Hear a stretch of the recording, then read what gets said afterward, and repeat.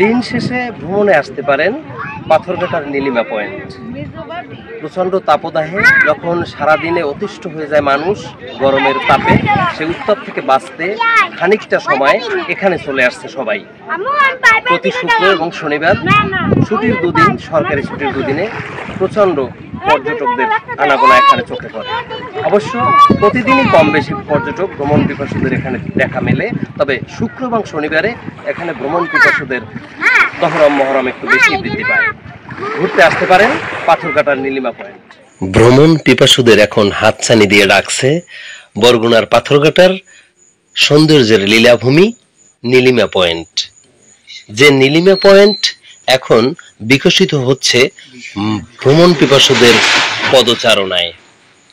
এই ভ্যাপসা গরম এবং বৈরী প্রকৃতি থেকে কিছুটা সময়ের জন্য হলেও মানুষ সান্নিধ্য পেতে আসছে নীলিমা পয়েন্টের। কোথায় সেই নীলিমা পয়েন্ট? পাথরঘাটা পৌরসভার বিষখালী নদীর তীরে গড়ে উঠেছে এই নীলিমা পয়েন্ট। সম্পূর্ণ প্রাকৃতিক দৃশ্য এখানে চোখে পড়ে।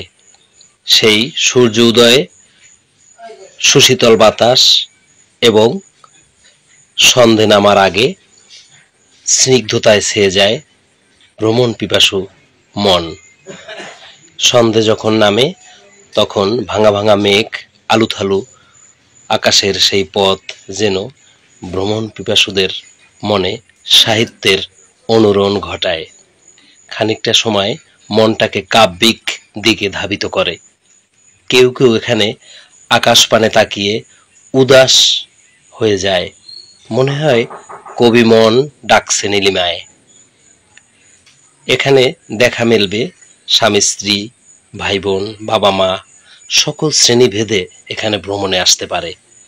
কোনো অসামাজিক কর্মকাণ্ড এখানে নেই এবং কালো ধোঁয়া নেই, হুইসেল নেই। পরিবেশের বৈরী কোনো অবস্থা এখানে চোখে পড়েনি কখনো।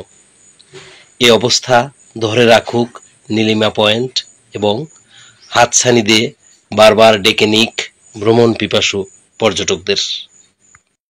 নির্মল পরিবেশ এখানে। আবারও বলছি, ঘুরতে আসতে পারেন, ভ্রমণে আসতে পারেন বরগুনার পাথরঘাটার নীলিমা পয়েন্ট। অমল তালুকদার, বাংলা 52 নিউজ, পাথরঘাটা, বরগুনা।